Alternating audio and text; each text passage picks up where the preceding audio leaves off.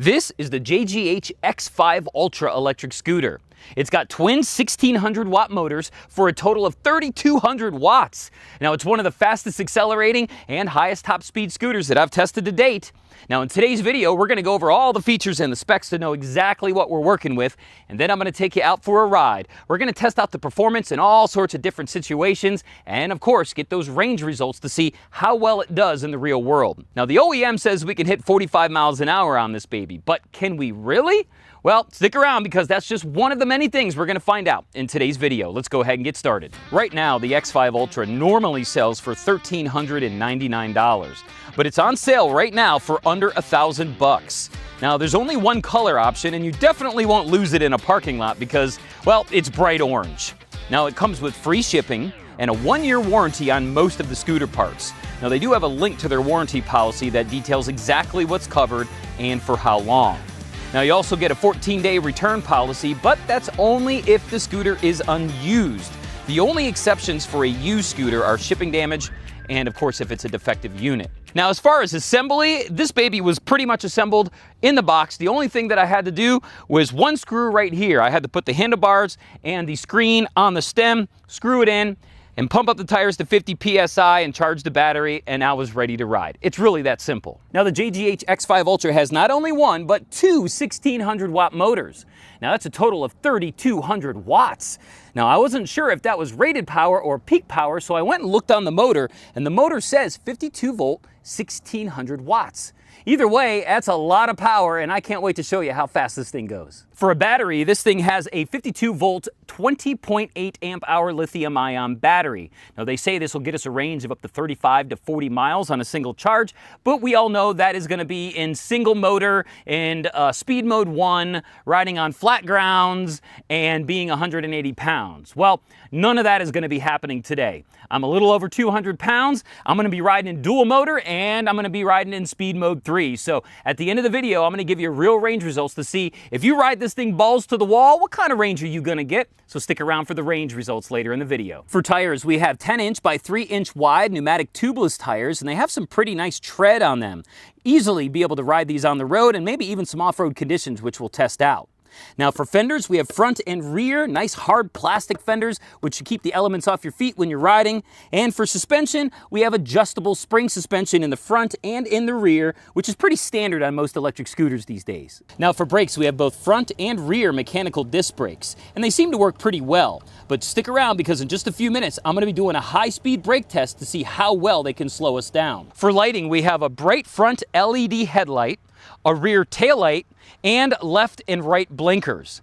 Now, one of my favorite features of the scooter has to be these bright orange deck lights. When you're riding at night, it gives you a nice big orange aura around the scooter that looks really cool. One thing I want to add is that the frame of this scooter is made out of forged aluminum, which means it's going to be lightweight, but also strong at the same time. Now, the scooter does fold, and you just unscrew this little wheel up front, and it allows the stem to fold down. The problem is there's no latch or anything on here to be able to latch it to the scooter so you can pick it up by the stem. Unfortunately, you're going to have to be real careful when you let it down, and I would pick it up from back here and right here. Now, it comes in at just 70 pounds, which really isn't bad for a scooter of this size. All right, so up in the cockpit, things are very simple. Now, earlier when I was talking about assembly, this right here is the only screw you got to put in to get the handlebars and the screen onto the top of the stem, and that's all you got to do. Now, over on the left side, we have our grip, which is, it's an okay grip. It's about 110 degrees out here today. I'm not sure if you can see the sweat on my hands, but I got about medium grip. They could be better, but they're not the worst that I've tested. We got a mechanical disc brake. We have our on and off switch for our headlights, taillights, and deck lights. We have a left and right blinker and our horn. Now over on the right side, very simple, just a mechanical disc brake and our half twist throttle. Now this is something you're going to find on a lot of e-bikes and just a few scooters out there. I'm not really a big fan of the half twist throttle, and I'll tell you why when we go out on a ride. Now here in the center is our LED display. Now they do give you 3 NFC cards that if you want to use the NFC you can. I'm just not a big fan of the NFC, so I turned that feature off. I turned it on by just holding down the power button over here on the left, and now the screen is on. You're probably not going to be able to see it, but you have your speed in the middle, your speed mode right here, you have your odometer and trip information over here, battery level, and then the different modes you're in. Right now I'm in sport mode. Now if you want to switch from 1 to 3 in your gears, you're going to push this D5 button over here, and that gets you from 1 to 3. This right here, the FB4, that's going to change your motors. So when you power on the scooter, it's going to have rear motor selected. If you push this once, it'll select the front motor, and if you push it again, you have both motors enabled. And then the M3 button, that's going to go through all the different information and error codes and your voltage and things on the screen as well. Now that we know pretty much everything there is to know about the JGH X5 Ultra electric scooter, what do you say? Let's take this baby out for a ride. We're going to find out how it performs in the real world, and towards the end of the video, I'm going to have real range results from our ride today. Now keep in mind, I will be riding in dual motor in speed mode 3. I'm a little over 200 pounds, and we're going to be riding balls to the wall. So the range will, I'm guesstimating to be around 20 miles or so, about half of what the manufacturer says. But we're going to have to find out. So let's get going. All right, so the first thing that I like to do is a top speed test while we got full battery. I got the gear on, full face motorcycle helmet. They say 45 miles an hour. I'm in dual motor, speed mode 3, and sport mode. So let's see if we can hit 45 miles an hour. Let's go. You can hear the front wheel peeling out. 27, 35, 39, 40, 41, 42. All right, looks like 41, 42 miles an hour. Now we really don't have any wind out here today, but let's go in this direction and see if that changes things, all right? 40, 43, 44. All right, so it did give us a couple more miles an hour in this direction, so able to hit 44 miles an hour. Not too bad of a speed test. All right, so now it's time for a high-speed brake test. Going about 30 miles an hour. Let me go ahead and slam on my brakes and see what happens. Whoa! Wow. All right, well, 5, 10, 15, 20, 25, 30, 35, 40, 45, 50, 55, about 60 feet it took us to slow down from 30 miles an hour. And it did feel a little bit like the front brake was slowing me down a little bit more than the rear brake. So I kind of felt like I had a lean to me towards the front. So just be careful when you're slowing down. If you do have to slam on your brakes, make sure you lean back a little bit so you don't flip over the handlebars. Nice brake test. Now earlier I was telling you about this half twist throttle here and how I'm not a big fan of it. And the reason why is because it starts to hurt your hand after a little while, because you have to keep these two fingers holding onto the handlebars, and these fingers are the ones that twist the throttle. So if you see, in order to go, I use these fingers here to twist the throttle, and I'm only holding on with these two fingers back here. And so after a while, your hand starts to cramp up from holding on with just two fingers and having to release and turn with these other fingers. Now I know you could say, well, just turn your whole hand, but then you have to release grip on these two fingers in order to turn your whole hand, and I don't want to do that at 45 miles an hour, you know? So I wish we had a thumb throttle or a finger trigger throttle even, and those aren't my favorite either, but a nice thumb throttle here would be nice, and it wouldn't hurt your hand, and you'd be able to still hold on with all four fingers at 45 miles an hour. All right, now dual motors is great for when you want to ride fast, but if you want to go slower and have things be maneuverable without being jerked around, you're going to want to put this in single motor, and I'm going to put it in rear motor. I would not suggest to put it in the front motor only.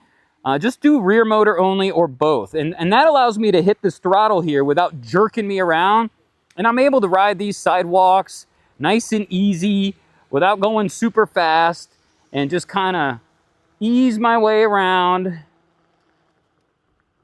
If you do this in dual motor, you're going to be hating life because it's just going to want to jerk you every 2 seconds. So single motor for slower speeds, just so that it's, you know, not so jerky and easy to maneuver. The throttle is really responsive as well. So, you know, sometimes there's dead spots in throttles. If I twist this, we instantly, like, I can hold this at 12, 13 miles an hour and just slowly inch my way up.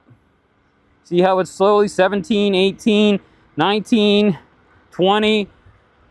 So the throttle has responsiveness, I should say, pretty much all the way throughout the range as you twist it. It's not like on and off like some scooters are. If I give it a little twist, I get a little bit of power. If I get a lot of twist, I get a lot of power. But the throttle is really nice, actually. Even though I'm not a fan of the half grip throttle, it's not too bad. Now, how fast can I get going here in single motor? 25, 27, 28, 29. Whoa, running out of road. So we're still able to hit a pretty good speed even in single motor, which is nice. Now I'll put this back in dual motor.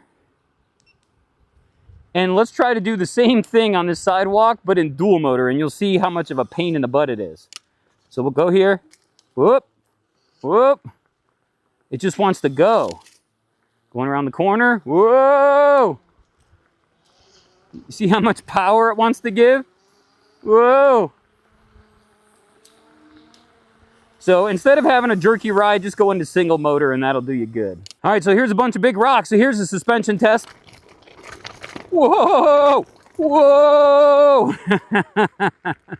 Let's do it again.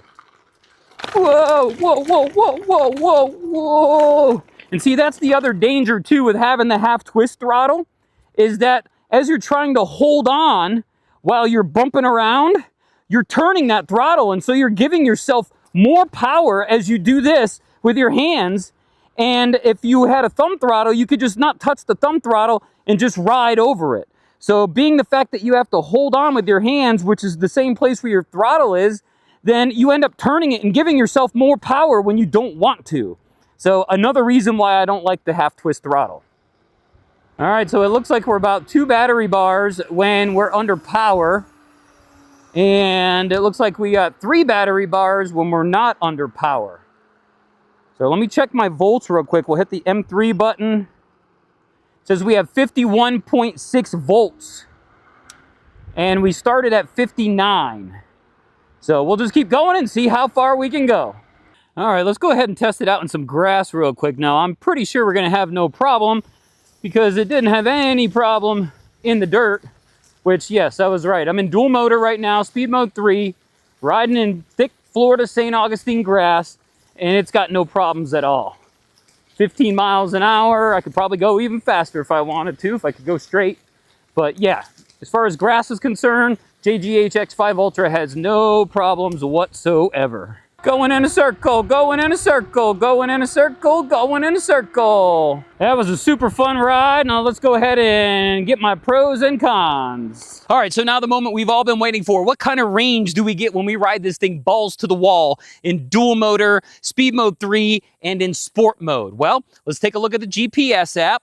And it looks like today, just about what I thought, 19.72 miles is what I rode today, and I still have 2 battery bars left. So about 20 miles with 2 battery bars left. You could probably get about 25 miles riding the way that I did today out of this, which is exactly what I was thinking we were going to get, about half of what the manufacturer calls out. Now, if I was lighter in weight and I rode in single motor and rode in speed mode 1 really slow, I'd probably get close to that 35 to 40 miles, but not a bad range test. Also, our top speed today, we were able to hit 43 miles an hour. So while they say 45, again, I'm a little bit bigger than the average rider at 200 pounds, so I can't be mad at that at all. Plus, the fact that we were still able to hit 40 miles an hour with only 2 battery bars left shows me that we're really not losing much speed as the battery drains down. All right, let's go ahead and take a look at my pros and cons. What did they do well, and what do I think they could do better? I got to hurry up here because we got storms coming,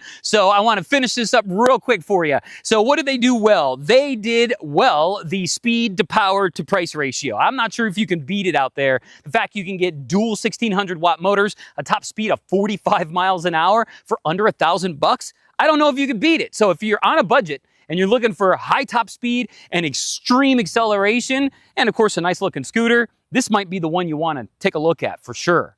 Now, I also think that the mechanical disc brakes did a good job. While they're not hydraulic brakes, hey, for under $1,000 bucks, what could you ask for, right? But those mechanical disc brakes stopped us from 30 miles an hour and about 50 to 60 feet. Now, I did not have the electronic braking on, so it might do a little bit better if you turn that feature on. I'm just not a big fan of the electronic braking. Now, another thing that I like about it is the suspension. Well, it's just standard spring adjustable suspension. It did a pretty good job, par for the course. I was able to go off-road, ride in dirt, ride over those big rocks, and it was pretty nice. Now, it's going to ship from the factory a little bit tighter than normal. And the reason is because when you're going that fast, you want to have the suspension tight. If you loosen the suspension and you hit a bump when you're going fast, the scooter oscillates up and down. And if you do that enough, eventually it's going to make you crash. So that's why they have the suspension nice and tight coming from the factory, because they know we're going to be going 40, 45 miles an hour, and that's the best way to have it. You're still going to get some cushion on your ride. It's just not going to be like you're on a lazy boy couch, if you know what I mean. Now, there are a few things that I do not like. Well, I guess they think they could do better. There's two things. One of them is the kickstand. The kickstand is too short and it's flimsy. If I just move the scooter a little bit, you can see it wants to fall down, and that's because the kickstand is just flimsy. So replace the kickstand with something a little beefier and a little longer. Also, it does fold, but the fact that it doesn't have any kind of a latch here so that you can latch it to the tail and pick it up by the stem, it's kind of a con, because it's not easy to lift it now and put it in your vehicle. And once you get it in the vehicle, because the stem is not attached to the tail, the body of the scooter falls over and the stem kind of sticks up in the air. And that creates like a twisting. And I'm not sure if that's good for the hinge. So I wish they would put a latch here so that we could pick it up by the stem. And of course, when it's in the vehicle, it will stay together and not do that twisting thing. But are those deal breakers? No, not at all. The scooter performs very well. Of course, you could get a new kickstand for it, and you can't really fix the latch issue, but it's not a deal breaker, especially for under $1,000 bucks. So if you have any questions or comments about the JGH X5 Ultra, please leave them below. I'll be happy to answer them for you. Also, if you want to go ahead and purchase one of these, I'm going to leave a link down there for you. It is an affiliate link that helps out my channel, but doesn't cost you a penny more. Well, for the JGH X5 Ultra electric scooter and HobartsReviews.com, my name is Hobart. Thanks so much for joining me today. I'm going to try to get out of this thunderstorm, and we'll see you on the next ride.